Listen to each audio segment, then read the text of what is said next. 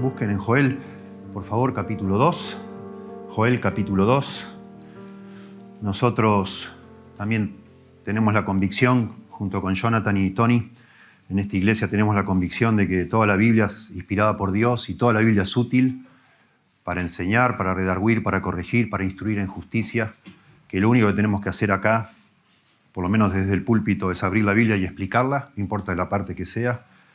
Todo es pertinente para nosotros, nada pasa de moda, nada se ha puesto viejo, todo es palabra de Dios. Y por ser palabra de Dios tiene poder para penetrar tu corazón, para penetrar el mío, para dar salvación al que la necesite y para dar crecimiento al que ya ha sido salvo por la gracia y misericordia de Dios. Y por eso estamos en un libro del Antiguo Testamento escrito siglos atrás, pensando que Dios lo va a usar en tu vida y en la mía, siempre. Y estamos en el capítulo 2, verso 18. Vamos a leer hasta el verso 27.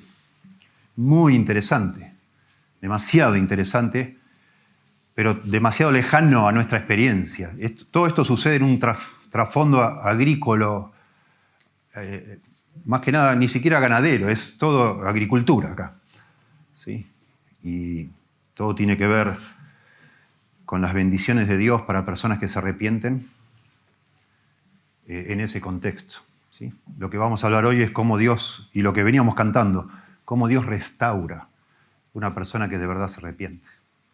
Y es un tremendo estímulo para nosotros, para arrepentirnos. Saber que Dios nos va a restaurar. Dice así, 2:18. Y Jehová, solícito por su tierra, perdonará a su pueblo. Responderá Jehová y dirá a su pueblo, he aquí yo os envío pan, mosto y aceite, y seréis saciados de ellos, y nunca más os pondré en oprobio entre las naciones. Y haré alejar de vosotros del norte al del norte, y lo echaré en tierra seca y desierta. Su faz será hacia el mar oriental y su fin al mar occidental. Y exhalará su hedor y subirá su pudrición porque hizo grandes cosas. Tierra, no temas, alégrate y gózate, porque Jehová hará grandes cosas. Animales del campo, no temáis, porque los pastos del desierto reverdecerán, porque los árboles llevarán su fruto, la higuera y la vid darán sus frutos. Vosotros también, hijos de Sión, alegraos y gozaos en Jehová vuestro Dios, porque os ha dado la primera lluvia a su tiempo y hará descender sobre vosotros lluvia temprana y tardía como al principio. Las eras se llenarán de trigo y los lagares rebosarán de vino y aceite. Y os restituiré los años que comió la oruga y el saltón, el revoltón y la langosta, mi gran ejército que envié contra vosotros. Comeréis hasta saciaros y alabaréis el nombre de Jehová vuestro Dios, el cual hizo maravillas con vosotros, y nunca jamás será mi pueblo avergonzado. Y conoceréis que en medio de Israel estoy yo, y que yo soy Jehová vuestro Dios, y no hay otro, y mi pueblo nunca jamás será avergonzado.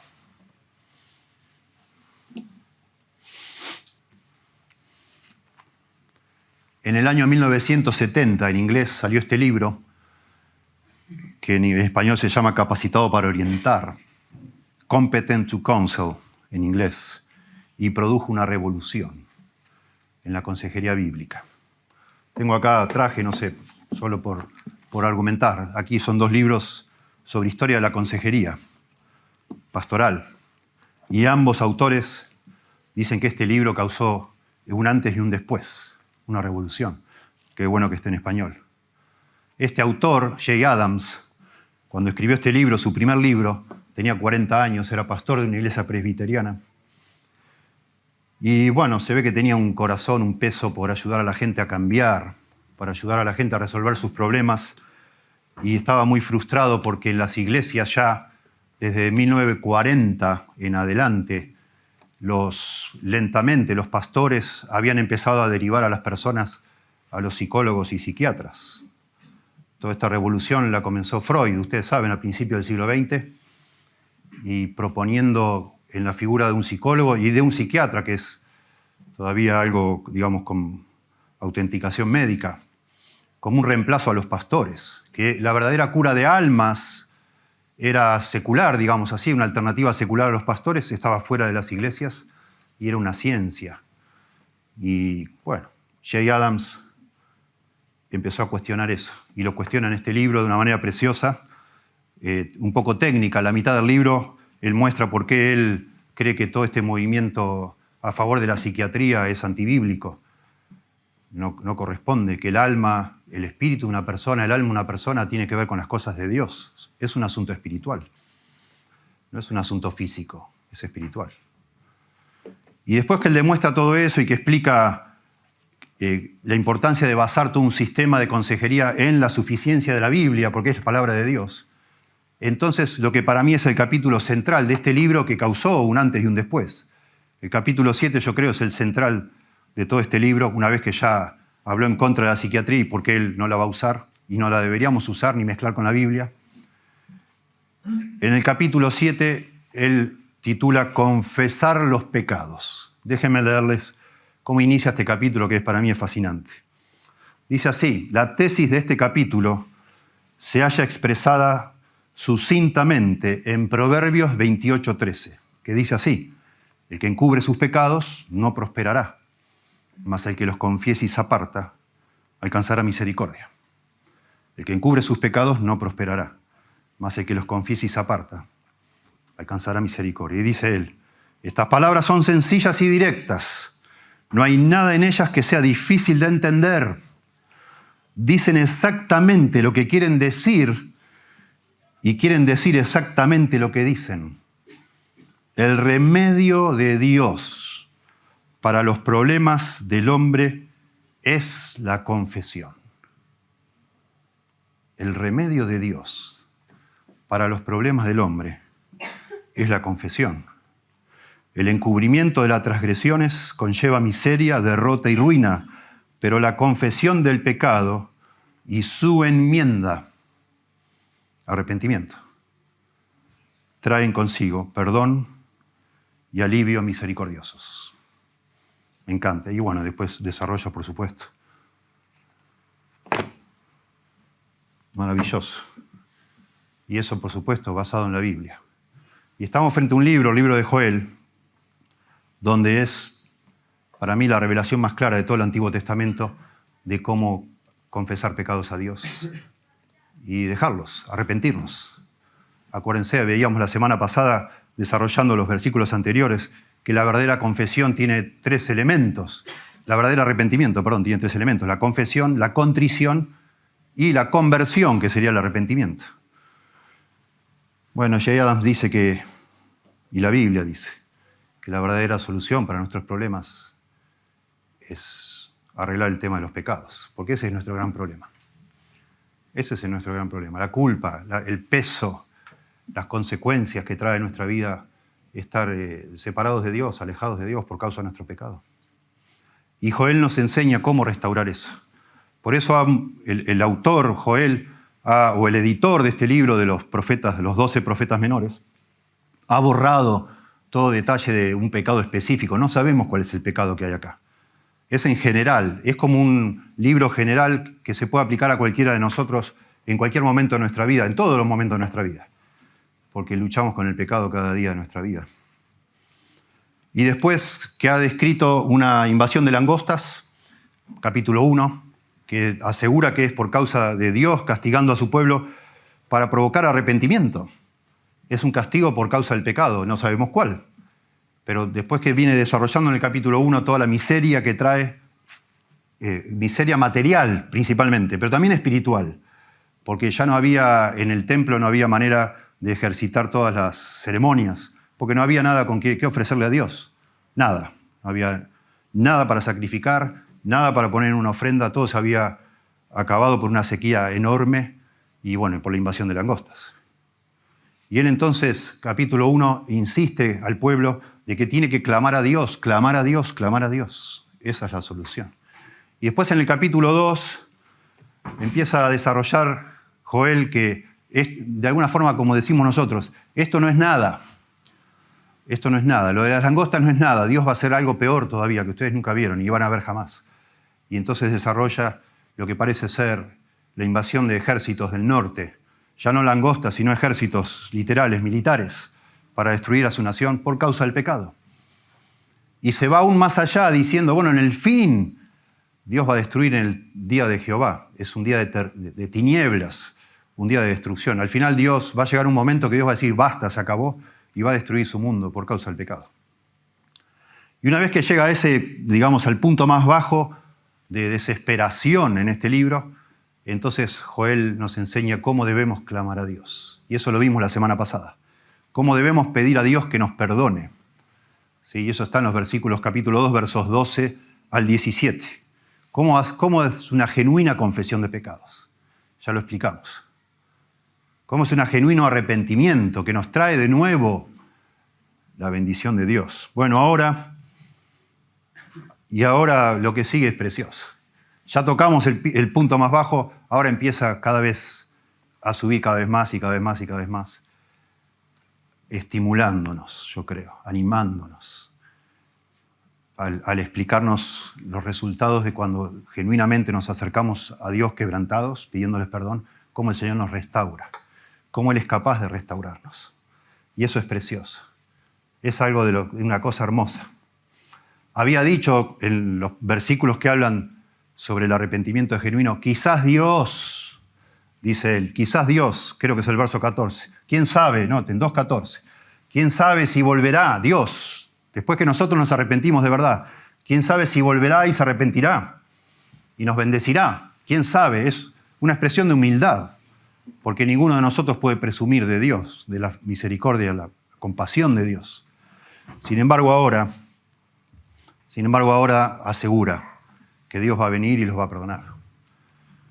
Y ese es el gran punto de este pasaje y de todas las Escrituras.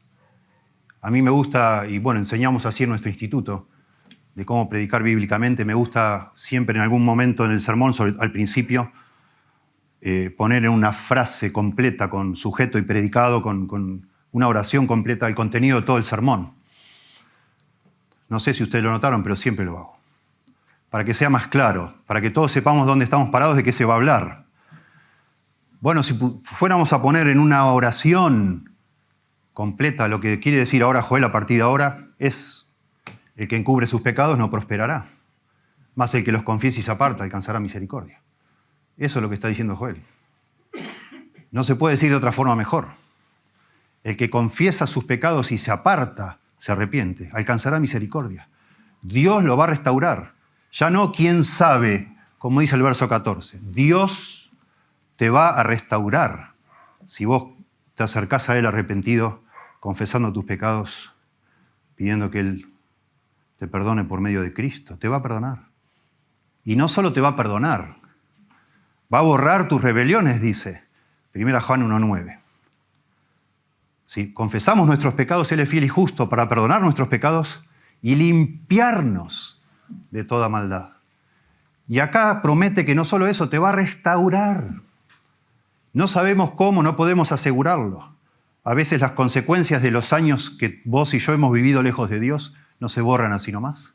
Pero acá promete restauración. No solo perdón, también restauración. Y eso es lo hermoso de este pasaje para nosotros.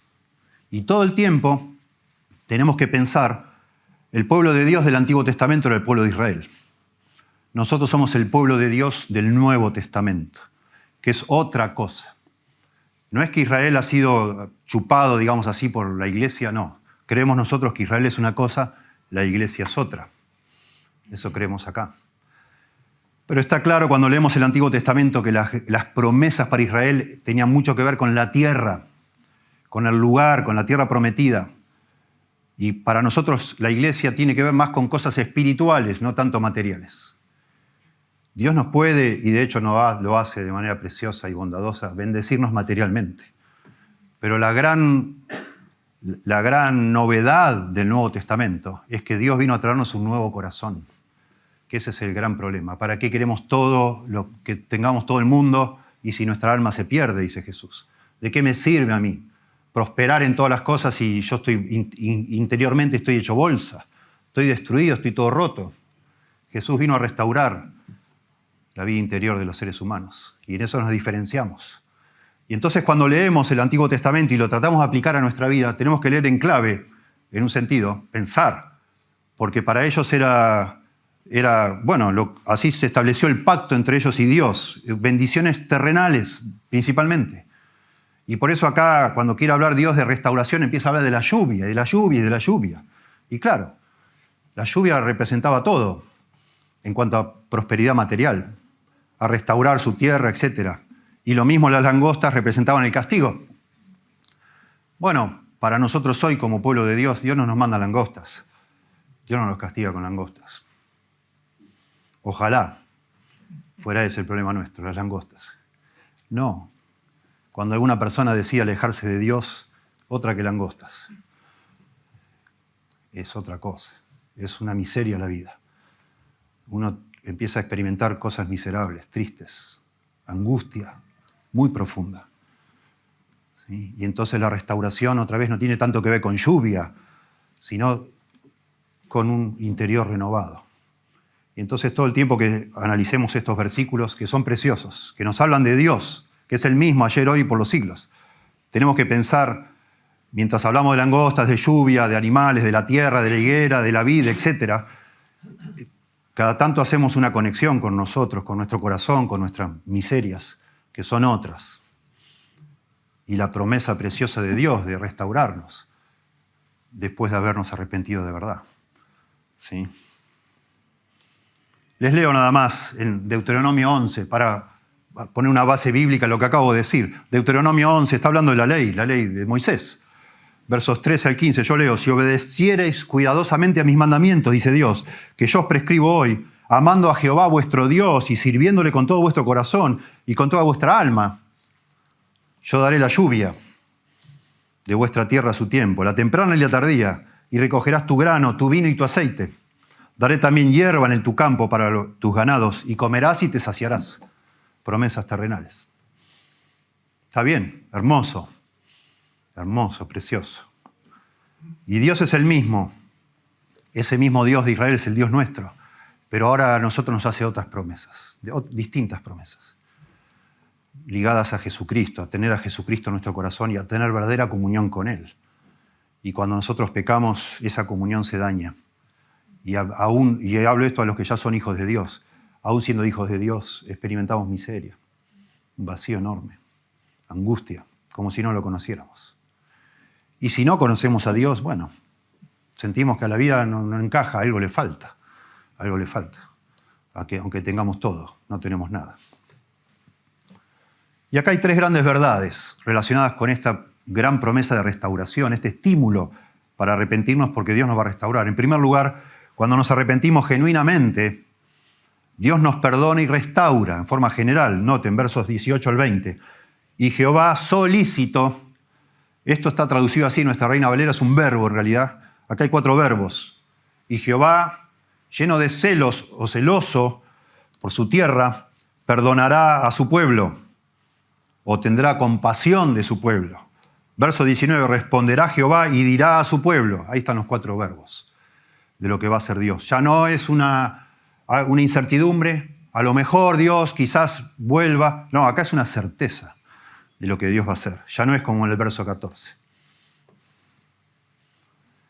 Y esto es toda una, si miramos con cuidado, si en su caso usted vuelve a leer Joel, es toda una reversión exacta de todo lo que la langosta causó, todo lo que los ejércitos, los daños que iban a ir haciendo. Ahora Dios parece que todo lo va acomodando y arreglando, todo lo que hizo, todo el daño que recibieron, toda la miseria, lo empieza a dar vuelta.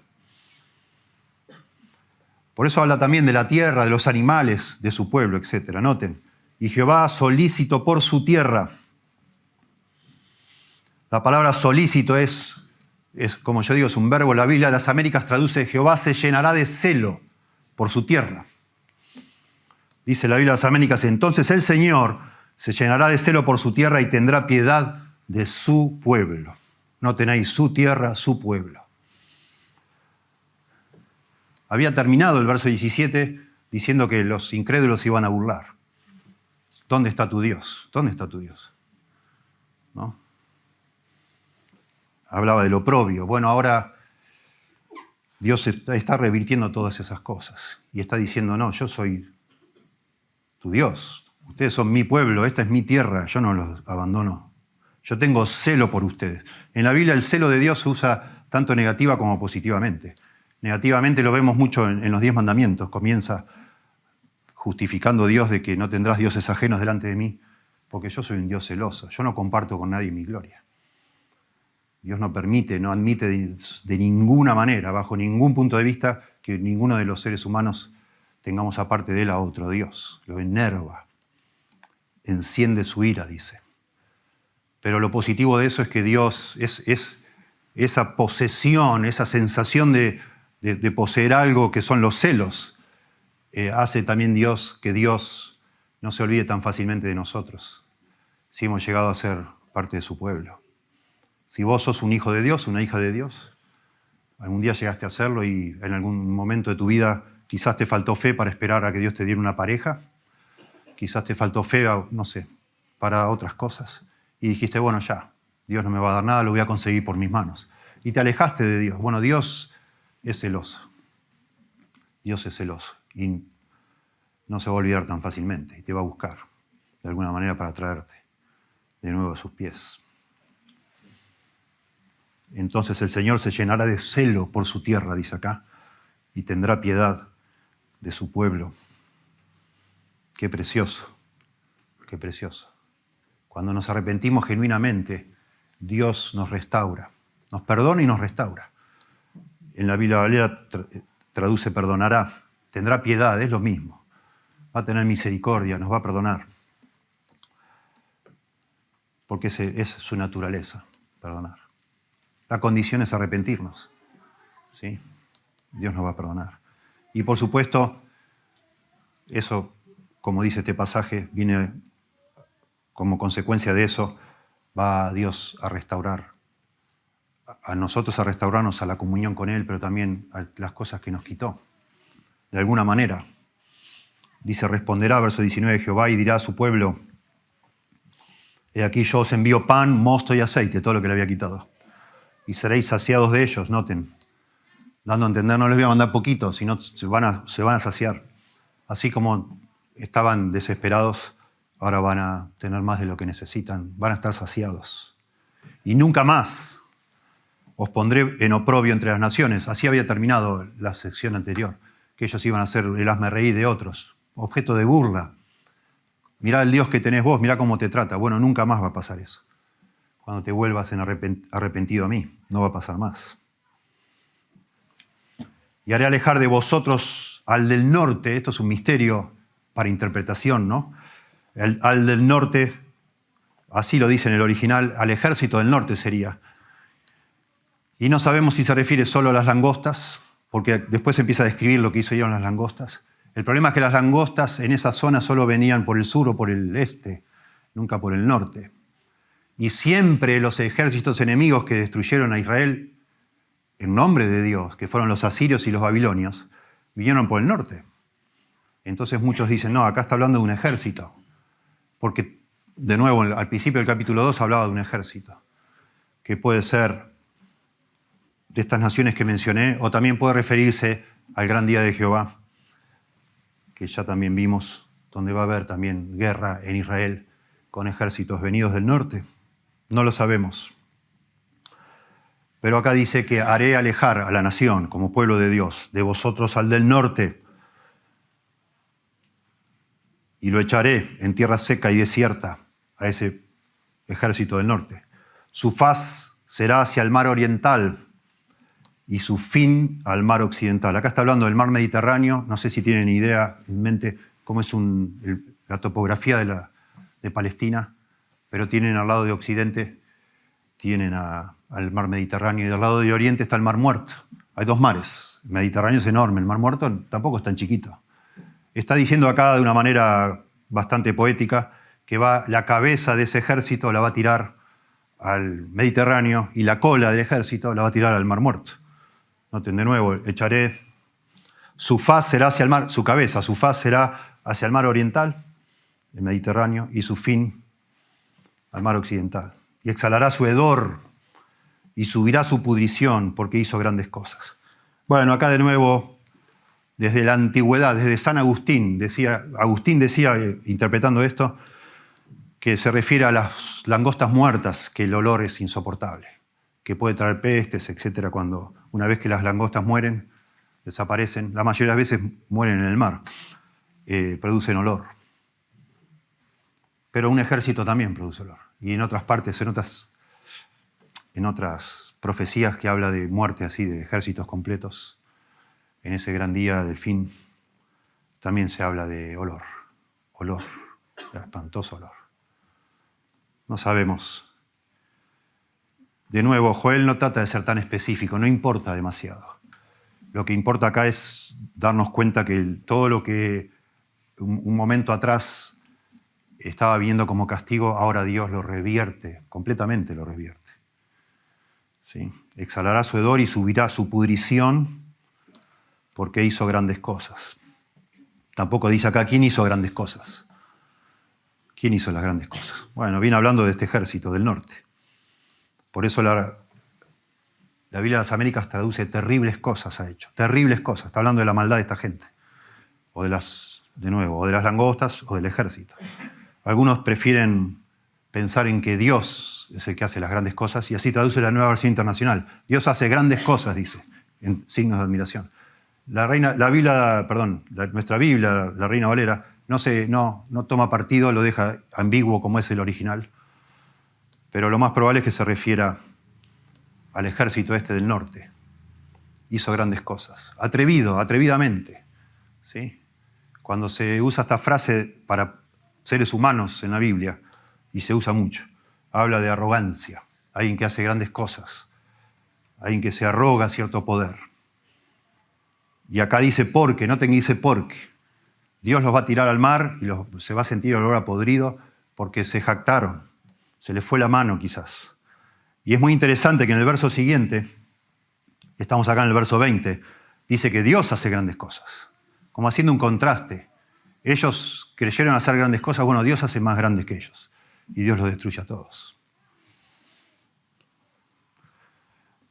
Bueno, toda una reversión. Estamos explicando esto para pensar en nuestra vida. Cuando nos arrepentimos genuinamente, Dios nos perdona y restaura. Y eso es lo que está prometiendo al pueblo de Israel, a su pueblo. Y eso es lo que promete a su pueblo hoy, los creyentes. Si nos arrepentimos genuinamente. Restauración. Restauración. Perdón y restauración. Por años usé de este mismo capítulo que yo les mencioné. Al final de este capítulo hay un dibujito con palotes. No lo van a ver bien quizá. Es un muñequito con palotes, así nomás, sencillo. Que está sosteniendo un cartel que dice culpabilidad. Y arriba está lleno de flechas. Y este hombre, dice Jay Adams, que él lo ha usado dando consejería cristiana, ha hecho fotocopias de eso.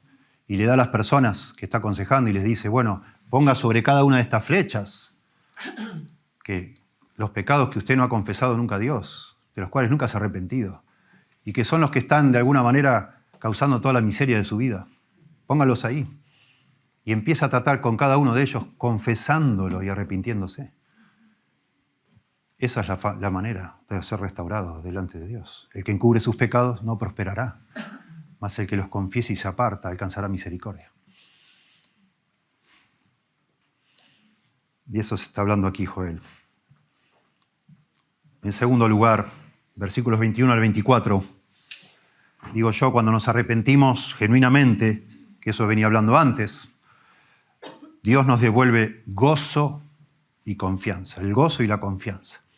Claro que sí. Acá ya entra en terreno ya más inmaterial, digamos. No solo la comida, no solo nos va a restaurar la tierra, etcétera, sino gozo y confianza. Bueno, de nuevo, para el pueblo de Israel todo eso estaba ligado a las bendiciones de la tierra, porque así vivían. Dice verso 21, noten qué interesante, aquí se apela a tres grupos distintos, a la tierra, a los animales y a los hijos de Sión, de Jerusalén, pueblo de Dios. Dice, tierra, no temas, alégrate y gózate, y da la razón, porque Jehová hará grandes cosas. Había terminado diciendo que destruiría ese ejército porque hizo grandes cosas. Bueno, gozate, no temas más a nada, a ningún enemigo. Dios hace grandes cosas, aún más grandes que los enemigos que Él mandó. Tierra, no temas, alégrate y gózate, porque Jehová hará grandes cosas. Noten el tema del temor, la falta de confianza, el tema del gozo. Cuando nosotros, y lo leímos recién en el Salmo 32, cuando nosotros, como David, que es el que escribió ese salmo, abrazamos el pecado y no lo confesamos, empezamos a sentir todo tipo de problemas, y que tienen que ver con el temor, con la angustia, con la depresión. Claro que sí. Con la sensación de que Dios nos ha dejado, de que ya no hay nada que hacer, que no hay esperanza. Perdemos la confianza en nuestra relación con Dios, claro que sí. Sentimos que Dios está contra nosotros. Contra ti se volvió tu mano, dice. Se volvió mi verdor, dice David, en sequedades de verano. Hieden todas mis llagas, supuran mis llagas, dice. Está completamente, se siente mal físicamente, interiormente, espiritualmente. Todos los amigos me han dejado, dice. Estoy más solo. Una miseria en mi vida. Hasta que confesé mis pecados a Dios. No temas, tierra, alégrate y gózate, porque Jehová hará grandes cosas. Animales del campo, no temáis, lo mismo. No temáis, porque los pastos del desierto reverdecerán, porque los árboles llevarán su fruto, la higuera y la vid darán sus frutos. Noten de nuevo la misma construcción, que una orden de no hacer algo, o de hacer algo, en este caso de nuevo no temáis. Ya habíamos visto en el capítulo 1 el desastre ecológico que trajo Dios sobre Palestina, y ahora les habla a los animales también. Por supuesto, ni la tierra ni los animales pueden responder a estas órdenes de Dios. Pero está puesto acá para generar una progresión poética, claro que sí, para que la persona que lee diga, bueno, vamos, no puede ser. Y tenemos que pensar a veces, no puede ser. Paréntesis acá, no puede ser. A veces lo pienso y me estremece de pensarlo. No puede ser que toda la creación obedece a Dios menos nosotros. No puede ser. No puede ser. No existe en la creación un pajarito que diga, hoy no canto, hoy no canto. ¿Por qué voy a cantar? No quiero cantar. ¿Qué es eso de cantar? No quiero cantar. No quiero cantar. No. Toda la creación hace lo que Dios dice. La ballena fue y se tragó a Jonás. El burro habló cuando Dios le mandó que hable, en la historia de Balaam, etc. Todos los animales hacen lo que Dios quiere. Y nosotros decimos a Dios, no, Dios. No, yo no lo voy a hacer. Ni loco. Tremendo. Y Dios no nos mata, pero debería hacerlo. Animales del campo, no temáis, porque los pastos del desierto reverdecerán. De nuevo, lo que antes había una sequía tan espantosa, describió antes, que se había prendido todo fuego, dice. Estaba todo completamente devastado. Porque los árboles llevarán su fruto, y la higuera y la vid, que ya había mencionado también que no había fruto, darán sus frutos. Y entonces ahí va el grano, progresivamente ahí va a nosotros, las personas, el pueblo de Dios. Vosotros también, hijos de Sión. Esto es limitado al pueblo de Dios, ¿verdad? No a las naciones vecinas, hijos de Sión. Alegraos y gozaos en Jehová vuestro Dios, porque os ha dado la primera lluvia a su tiempo, y hará descender sobre vosotros lluvia temprana y tardía como al principio. La lluvia de otoño y la lluvia de primavera las hará descender como al principio. Las ceras se llenarán de trigo y los lagares rebosarán de vino y aceite. Las tinajas van a estar rebalsando de tanta prosperidad. Aquí hay un tema muy interesante. Acá dice como al principio. Y acá hay palabras, no recuerdo ahora cuál, pero hay un verbo aquí que se usa, que solamente está usado en la Biblia acá y en Génesis, cuando se habla del jardín del Edén. Y es un tema bíblico también que recorre la Biblia, muy, muy precioso, que es lo que llamamos el Edén restaurado, el paraíso perdido y el paraíso recuperado, que llega a su clímax en el Apocalipsis. Hubo un día que el mundo fue precioso, fue perfecto, maravilloso, pero el pecado lo dañó, lo arruinó, naturalmente, en todo sentido. Pero un día va a ser restaurado. Estamos hablando acá de la restauración de Dios.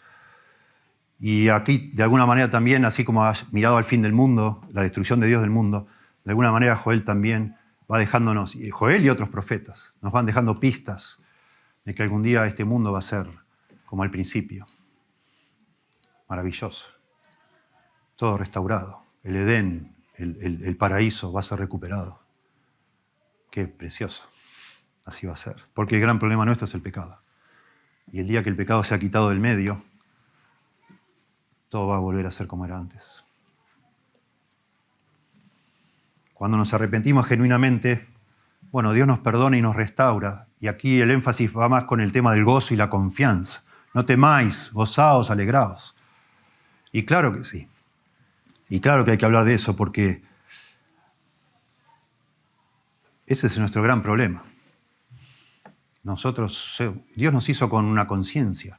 Y cuando nosotros violentamos esa conciencia una y otra vez, empezamos a tener problemas, por supuesto, falta de gozo, falta de confianza, pero esos problemas empiezan a profundizar al punto como yo mencionaba acá, y él demuestra en este libro y en otros que después escribió, porque escribió, qué sé yo, 100 libros haber escrito este hombre, Jay Adams, mostrando cómo las personas con problemas psiquiátricos, todo empezó negando la conciencia. La mayoría de los casos, ¿no? Ese temor que se va agudizando como en una espiral y al final la persona tiene ataques de pánico y todas esas cosas, pero todo empezó con culpa, que se desatendió. Una conciencia que te está diciendo arrepentite, y no, ni loco. Las personas son capaces de ponerle cualquier nombre a su problema, menos pecado. No nos gusta, nos ofende que alguien nos sugiera que nuestro problema se llama pecado. Y preferimos buscar otra alternativa. Lo estamos viendo a nivel nacional en nuestro país. Personas que niegan casi de manera pero absurda la realidad, pensando que la realidad se va a transformar de acuerdo a lo que uno quiera, a lo que uno diga. No, la realidad es la realidad. Vos no la podés transformar de acuerdo a tu relato, como se dice ahora. Cambiando el relato y decir, bueno, la realidad va a ser lo que yo diga. No, va a ser. No seas tonto. La realidad es como Dios dice cuál es la realidad. Dios inventó este mundo, Dios es el creador y Dios dice que no se puede vivir lejos de Él. Y no tiene caso que sigas dando vueltas toda tu vida, cambiándole los nombres, diciendo, no, lo que yo tengo es un problema así, es un problema emocional, un daño que me hicieron cuando yo era chico, maldiciones generacionales. Es tu pecado. No le eches la culpa a nadie. Dejate de hinchar. Más haces eso, peor estás. Peor estás. Vení a Dios. Él está diciendo que está con los brazos abiertos. El que a mí viene, dijo Jesús, yo no lo echo afuera. Esta porción lo que está diciendo, te va a perdonar Dios, te va a restaurar. Vas a volver a tener gozo. Vas a sentir confianza, no temas. Pero da el brazo a torcer. Eso es lo que tiene que hacer. Rendite, no seas tonto, Dios sabe todo.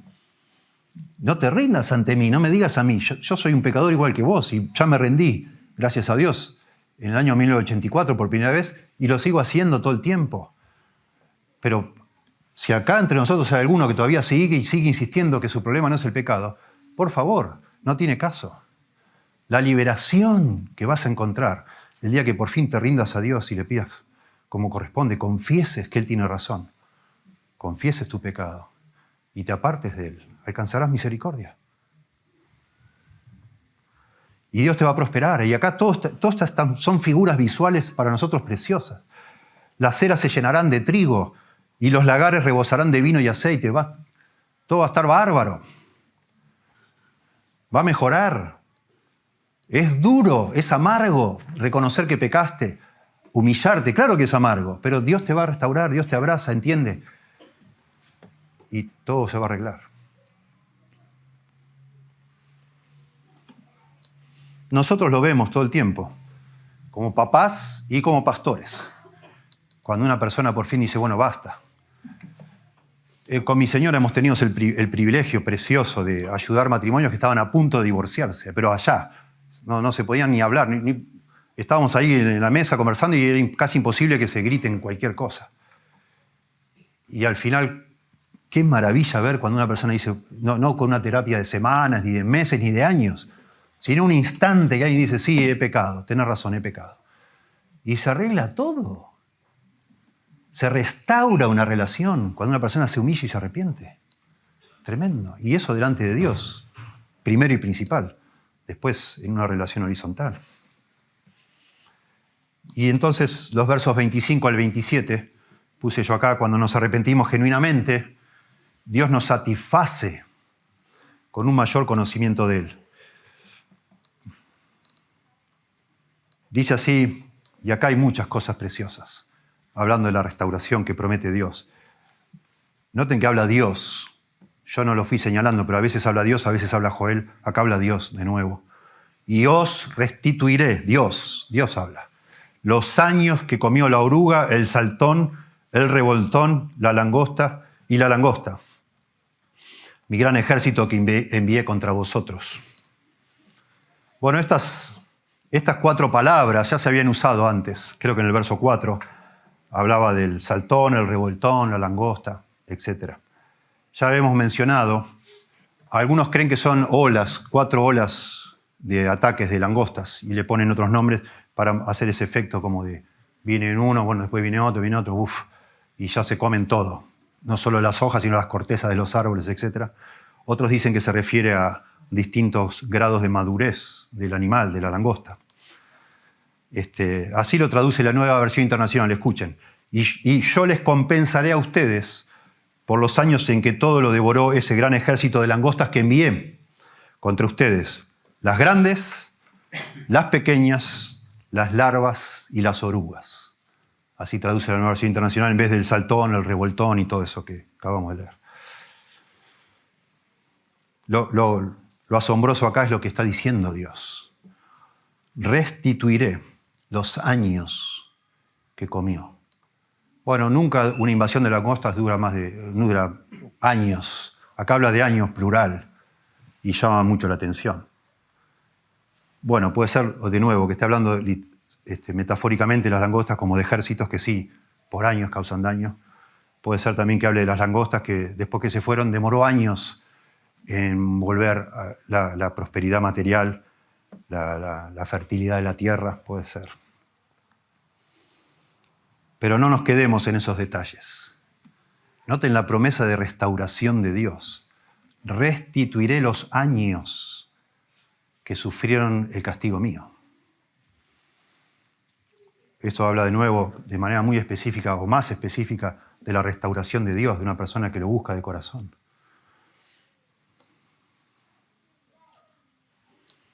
Dice un escritor, muerto ya, presbiteriano, esta es una bendición especial. Muchos de nosotros hemos huido de Dios y hemos desperdiciado muchos años. Muchos años. Solo volviendo a Dios se puede recuperar la pérdida de esos años. ¿No es precioso que Dios prometa algo así? Restituiré los años que comió la oruga, el saltón, etcétera, etcétera. Yo observo, cualquier pastor hace lo mismo, no es nada del otro mundo lo que uno hace. Es así, ser pastor es así, uno habla con gente y trata de ayudar y ve vidas arruinadas. Y hay personas, esto funciona parecido en casi todas las personas. Una persona, se aleja de Dios, mete la pata mal, cae profundo, arruina su vida y siente que ya no hay manera de arreglarla. Entonces dice, ya. Y no vuelve a Dios. Y sigue, y sigue, y sigue. Pensando que no hay manera ya de arreglarlo. Y ¿y qué va a hacer? Ya está jugado. Y siguen haciendo cualquier cosa. Y no dan el brazo a torcer y se endurece su cerviz, como dice la Biblia, como un animal que lo querés, eso es el cuadro gráfico de endurecer la cerviz, ¿no? Un animal que lo querés traer y te tironea para el otro lado con el cuello, endurece el cuello. Así personas como que se empecinan en seguir en contra de Dios. Y pasan años y le sigue saliendo todo mal, porque Dios es celoso y Dios tiene misericordia de vos. Y te sigue, y te sigue, y te sigue, y pasan años, y vos quizás en tu corazón sentís, y ya para mí no hay esperanza. El diablo de pronto también te convence de eso. ¿Qué voy a volver? Ya está. Cada vez peor. Ya está. Bueno, qué hermosa promesa acá. Restituiré los años que te castigué, todo lo que hice contra vos, lo voy a restaurar. Verso 28, comeréis hasta saciaros. De nuevo, la saciedad, ya lo había mencionado antes. Y alabaréis, y acá es lo que va agregando, hermoso, y alabaréis el nombre de Jehová vuestro Dios, el cual hizo maravillas con vosotros, y nunca jamás será mi pueblo avergonzado. Bueno, nunca jamás será mi pueblo avergonzado venía del tema del párrafo anterior, y ahora lo va a usar en verso 26 y verso 27. Es la gran conclusión de todo esto. La vergüenza, la humillación, de nuevo, todas cosas que hemos experimentado si hemos estado lejos de Dios. Pero qué hermoso que acá dice que vamos a terminar alabando el nombre de Dios una vez que el Señor nos restaure, nos perdone, nos llene de gozo, nos dé confianza, nos quite el temor. Vamos a alabar el nombre de Dios, el cual hizo maravillas con vosotros. Y podemos pensar en un montón de maravillas que hay en la Biblia. Y hay un montón, Dios es maravilloso.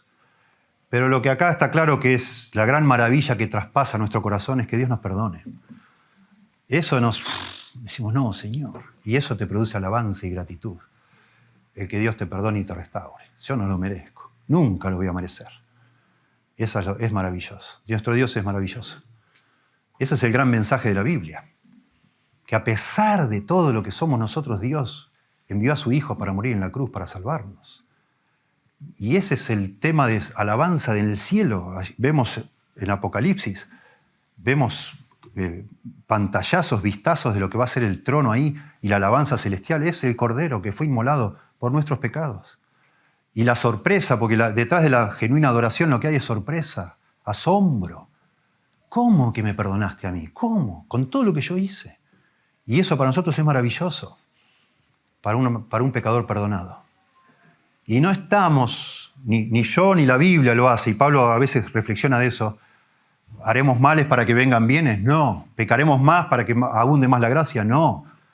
También la Biblia dice, bienaventurado el varón que no anduvo en consejo de malos, ni estuvo en camino de pecadores, etc. No conviene, mejor, si no pecás, mejor. Si mis hijos no se meten en lío, mejor.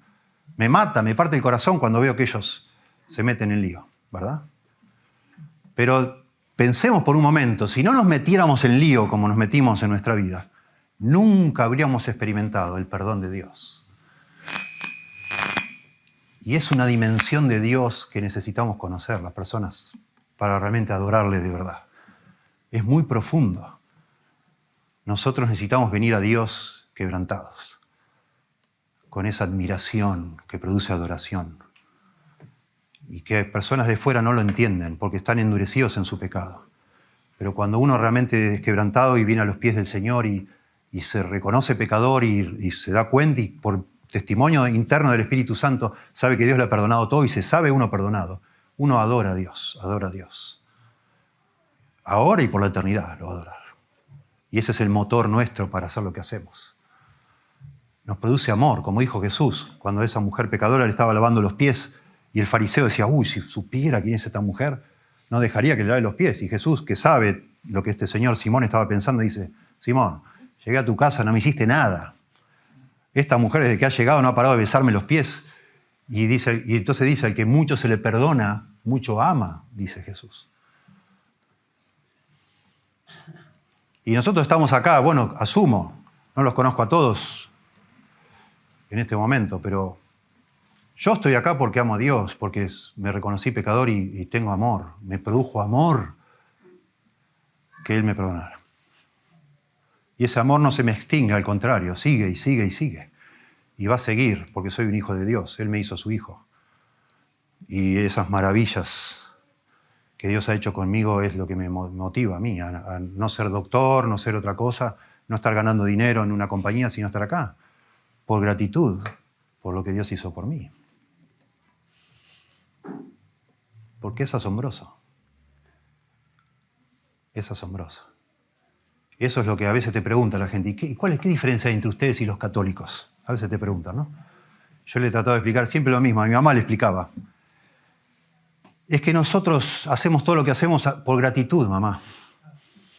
Porque sabemos que el Señor nos ha perdonado todo. Yo no hago nada para que Dios me perdone, sino que porque Él me perdonó, hago todo. Porque estoy maravillado. Y esa es la diferencia. Yo no estoy tratando de ganarme el cielo.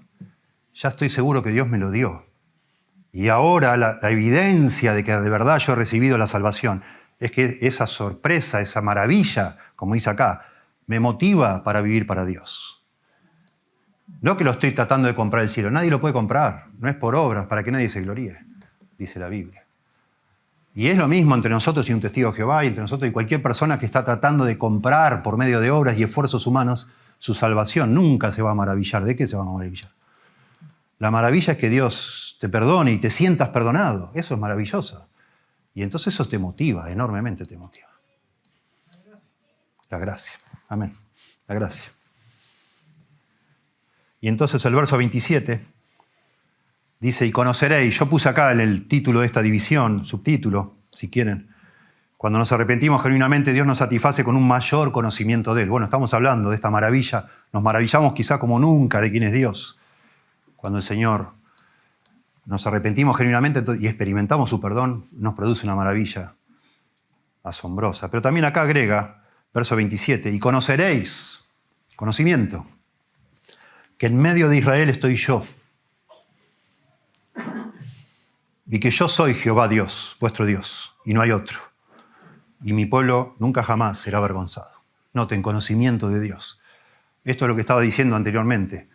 Si yo nunca hubiera necesitado perdón, si yo toda mi vida me hubiera portado tan, pero tan bien, yo nunca hubiera conocido a Dios, obvio. Ni lo hubiera necesitado, ni lo hubiera buscado. Y si hubiera conocido a Dios, lo hubiera conocido intelectualmente, como, qué interesante, hay un creador y las teorías. Bueno, sí, yo pienso que Dios existe porque no hay una explicación mejor, y etcétera. Hay personas así que son deístas, ¿no? Como decía Einstein, Dios no juega a los dados, decía Einstein. Un tipo inteligente dice, bueno, esto lo creó Dios, está bien. Pero Einstein no era creyente, que sepamos. Porque conocer a Dios como Dios es, se lo conoce a través del perdón. A un Dios perdonador conocemos. Y esto habla todo este verso 27 habla de comunión con Dios. Conoceréis que en medio de Israel estoy yo, comunión, presencia. Estoy en medio de ustedes. Había terminado por allá, creo que el verso 17, ¿dónde está tu Dios? Pregunta la gente. ¿Dónde está Dios? ¿Dónde está tu Dios? Y Dios acá le dice, yo estoy en medio de ustedes. Acá estoy. Cuando te arrepientas y te reconcilies conmigo, yo voy a estar con vos y vos vas a saber que yo estoy con vos. Ese es el gran tema nuestro como creyentes del Nuevo Testamento. No es que llueva o no llueva, es la comunión con Dios, si somos el pueblo de Dios. La perdemos y ya nada nos satisface. Y acá promete comunión, conocimiento, certeza, confianza.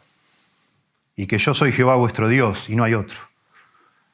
Bueno, nosotros no leemos en hebreo, pero los que sí leen en hebreo, ven acá cosas enfáticas muy interesantes, porque acá dice, y conoceréis que en medio de Israel estoy yo, que yo soy. Hay una innecesaria repetición de yo. Dios está subrayando a su pueblo que Él, ahí está, comunión de nuevo, confianza en Dios, ¿sí? Dependencia de Dios. Y acá es lo que llaman los teólogos una fórmula de reconocimiento. No sé si ustedes, leyendo los profetas, alguna vez descubrieron que hay algo que se repite muy seguido. Y sabrán que yo soy Jehová, y sabrán que yo soy Jehová, y sabrán que yo soy Jehová. Se llama eso fórmula de reconocimiento. Muy interesante. Y acá dice, y conoceréis que en medio de Israel estoy yo, que yo soy Jehová vuestro Dios. Es como que Joel le agrega, Dios acá habla, le agrega la fórmula de reconocimiento tradicional, que conoceréis que yo soy vuestro Dios. Le agrega que yo estoy en medio de vosotros y que no hay otro. Y voy a terminar mencionando esto porque es precioso. Si empezamos a escanear todas las veces que aparece la fórmula de reconocimiento, y conocerán que yo soy Jehová, y conocerán que yo soy Jehová. Hay, no digo en 100% de las ocasiones, pero en la mayoría de ellas hay un hilo conductor. Y ese hilo conductor tiene que ver con la liberación de Dios. Muy interesante. En el Éxodo, cuando Dios interviene para liberar a Israel, se menciona, y conocerán que yo soy vuestro Dios. Y el pueblo de Israel conoce que Dios es Dios cuando lo libera. claramente. ¿Sí? Lo mismo sucede en los profetas. En Zacarías habla de conocerán que yo soy Dios. Liberación, liberación. Cada vez que hay liberación, las personas reconocen que Jehová es Dios. Sea el pueblo de Dios o sean personas en los profetas menores, se habla mucho que llegará un tiempo que aún las naciones paganas, gentiles, van a reconocer que Jehová es Dios. Y tiene que ver con la liberación. Y esto es muy precioso porque si ponemos a pensar conectado con lo que estamos diciendo, nosotros llegamos a conocer quién es Dios cuando Dios nos libera de nuestro pecado, nos perdona y nos libera. Jesús dijo, ¿se acuerdan en Juan 8? Conoceréis la verdad y la verdad os hará libres. Nuevo Testamento. Y los que están escuchando a Jesús dicen, ¿libres de qué? Si nosotros somos hijos de Abraham, no somos esclavos de nadie. Y Jesús dice, estoy pensando en Juan capítulo 8. De cierto os digo que todo aquel que hace pecado, esclavo es del pecado. Y el esclavo no queda en la casa para siempre, el hijo sí queda para siempre. Así que, y cambia Jesús lo que había dicho, si conoceréis la verdad y la verdad os hará libres. Y entonces Jesús remata y dice, si el Hijo, mayúscula, el Hijo, Jesucristo, os libertare, seréis verdaderamente libres. ¿Sí? Esta fórmula de reconocimiento que vamos a conocer que Jehová es Dios y que no hay otro como Él, tiene que ver con ser librados del pecado. Insisto, ¿sí? Con que Dios nos haga sus hijos. Y termino entonces pensando, noten, si usted tiene la Biblia abierta, a mí me gusta que me sigan ahí con la Biblia, si pueden, con los versículos. Habíamos leído en el verso 18, ¿sí? Que Dios será solícito a su tierra, ¿no? Y perdonará, dice, a su pueblo. Yo estoy hablando en general acá, asumiendo que estoy hablando al pueblo de Dios. Todo esto que habla Joel se lo habla al pueblo de Dios, no a los que no son de Dios. Dice acá, perdonará a su pueblo. A su pueblo. Y cuando estaba hablando de las personas que se alejan de Dios, estoy asumiendo de personas que algún día conocieron a Dios y le han dejado. Y Dios tiene celo por esa persona porque ya lo conoce. Es su padre y no lo va a dejar así nomás. Y va a obrar. Todo esto que veníamos diciendo lo decimos a personas que son el pueblo de Dios. Y no todos los que estamos acá somos hijos de Dios. No es así. Pero todas estas verdades que hemos venido diciendo se aplican a personas que no son todavía su pueblo. Pero deberíamos cambiar un poquito lo que venimos diciendo. Dice que el que encubre sus pecados no prosperará, mas el que los confiese y se aparta alcanzará misericordia. Se aplica para todos nosotros eso, para todos. Pero todas estas cosas específicas que hemos hablado de perdón de pecados, restauración, gozo, confianza, conocimiento de Dios más profundo, todo eso se aplica solo a los que ya son creyentes. Y a los que no son todavía creyentes, y la palabra ser creyente, las encuestas han mostrado que cuando se le pregunta a una persona si es creyente o no es creyente, la mayoría dicen que es creyente, cristiano, porque es fuerte decir que no es creyente. Entonces, los encuestadores fueron aprendiendo a no decir más, a no preguntar más si sos creyente o no sos creyente. Más sutilmente preguntan, a ver si la persona realmente está segura de tener la vida eterna o no, o tener una relación con Dios o no. Entonces preguntan, ¿usted se describiría usted mismo como un seguidor, como alguien que anda buscando a Dios, que está buscando a Dios? Ah, sí, sí. Pero si a esa persona le pregunta, ¿usted es un creyente? Dice, claro, ¿cómo que se cree que soy un animal? ¿No? Pero, y es ofensivo. No hace poco estuvimos mi esposa y yo almorzando con alguien y le sugerí que no era creyente y casi se acabó el almuerzo ahí. Se enojó muchísimo, muchísimo. Y no es creyente la persona. Pero en esos términos fue fuerte, muy fuerte. No todos los que estamos acá, cambiemos la terminología, tenemos una relación personal con Dios. Una relación redentora con Dios. No todos. A pesar de que usted crea en Dios y crea en Jesucristo y se emocione cantando y le guste venir acá y escuchar la Biblia, a lo mejor usted todavía no nació de nuevo. Aunque es un creyente en sus términos. ¿Sí?